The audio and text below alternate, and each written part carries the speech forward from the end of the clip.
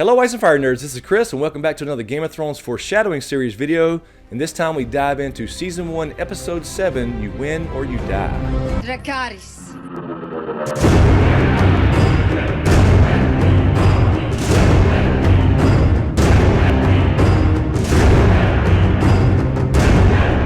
Alright, so if you're seeing this for the first time, this is a foreshadowing series where I go back through all of Game of Thrones starting at Season 1, Episode 1, Winter is Coming, and try to find the little payoff scenes and hints of things to come in future episodes or future seasons for that matter. So anyway, let's jump right in, and we're introduced to Tywin Lannister as Jaime and Tywin have a little conversation while he's skinning a stag.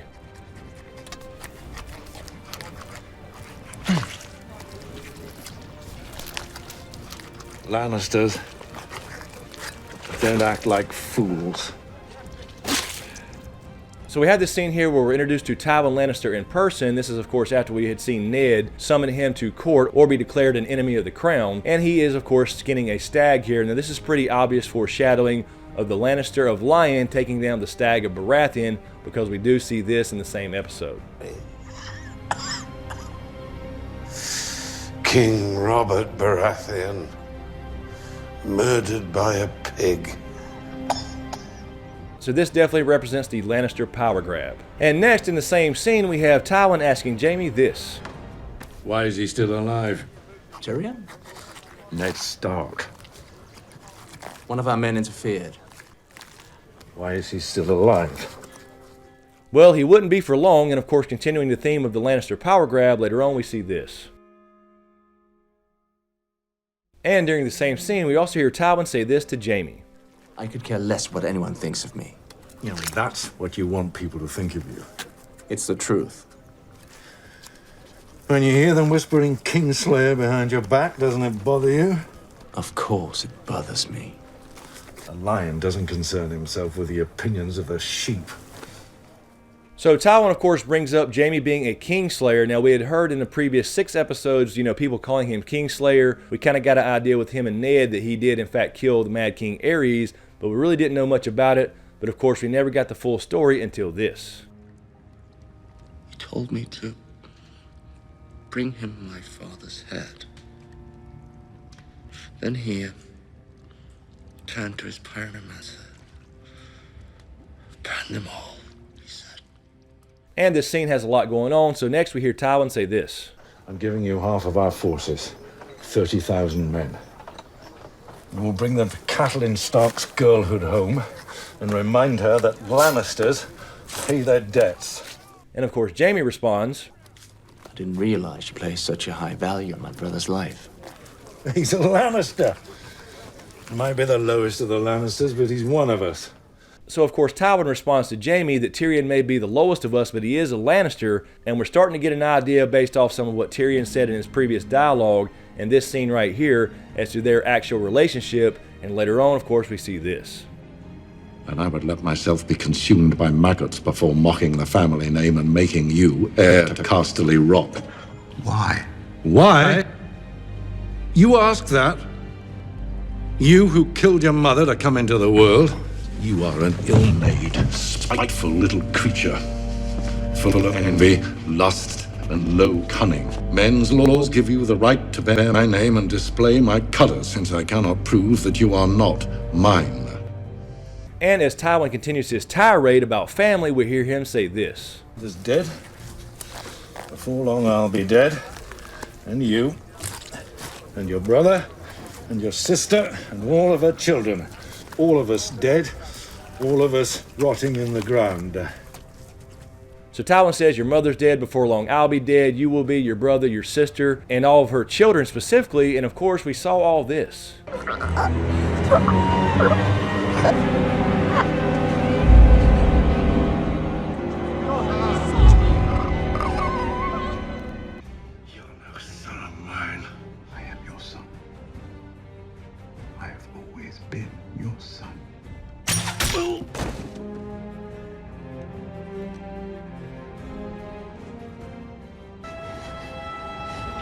Marcella?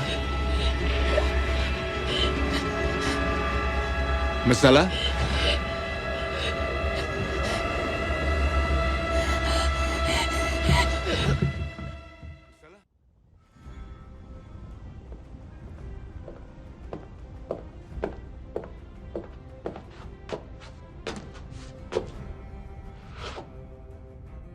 And of course, the only people left from this little list that Tywin rattled off to Jaime is of course Jaime and Cersei themselves. So of course that could be a season 7 payoff. And lastly, during this scene we hear Tywin tell Jaime this.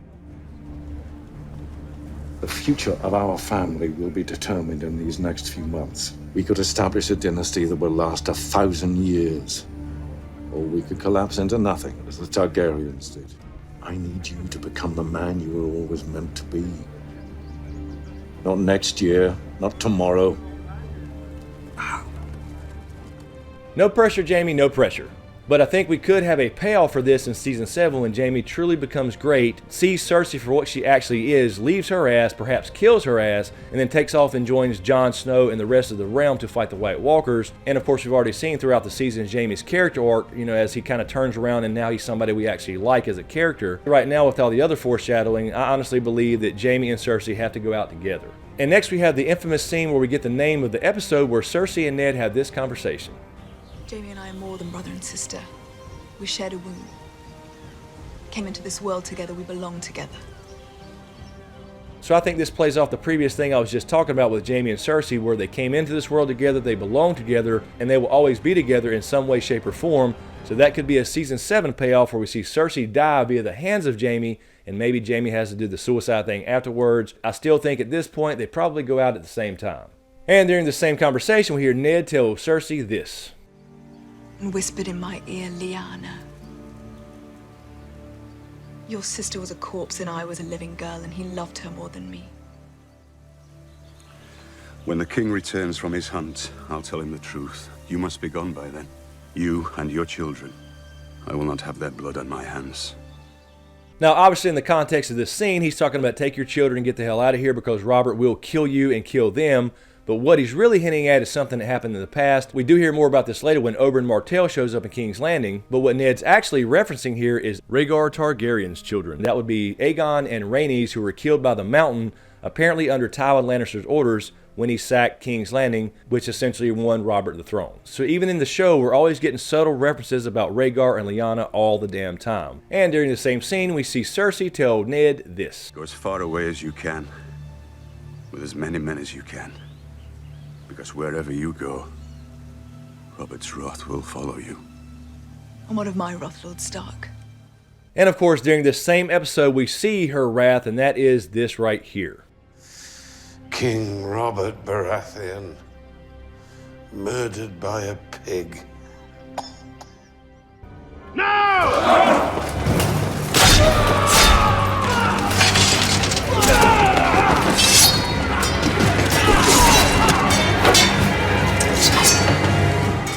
I did warn you not to trust me. So although Littlefinger had a part to play in this, Cersei actually paid them more to stay on her side. Littlefinger kind of conned him, but Cersei was in on it. And of course, she's the one responsible for sending Lancel Lannister out, his squire, with that really strong wine that ended up getting Robert murdered by a pig. And during the same conversation, we hear Cersei talk a little bit more about history. You should have taken the realm for yourself. Jaime told me about the day King's Landing fell. He was sitting in the Iron Throne and you made him give it up. All you needed to do was climb the steps yourself. And this is actually more history about Robert taking the throne, about how Jaime the Kingslayer killed Aerys and sat on the Iron Throne. And of course that's when Ned walked in during Robert's rebellion and saw Jaime sitting on the throne. He thought he was making a power play, but he never really took the time to understand why he killed Aerys. So it's kind of more hints at Jaime's past and why he did what he did. And of course later on we get this revelation with him and Brienne. Turn to his pyromancer. Burn them all, he said. Burn them in their homes, burn them in their beds. And of course we got this line from Cersei where we got the title of the episode. Oh, but it was. When you play the Game of Thrones, you win, or you die. So of course later on, last season, we saw this.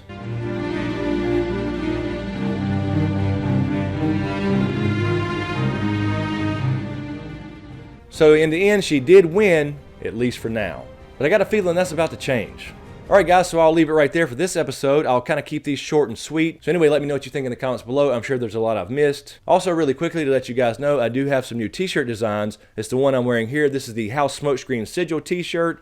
and is now available on the Teespring store. So if you're interested in that, I'll definitely leave that link in the description below. And as usual, thank you for all the support, especially to you guys on Patreon, and a huge shout out to my executive Patreon smokescreen producers, Griffin, Guy10, Lala Gig, Kissa Powell, Marc Joseph, aka the Snow in Winterfell, Marylin Bentley, JoAnna, and Sean Hayes. Thank you guys so much. And thank you to everybody out there in YouTube land. I really appreciate the support. Be sure to subscribe to get everything, and be sure to click that notification bell so you're notified when I drop a new video. So thanks for watching, you guys, and we'll see you next time.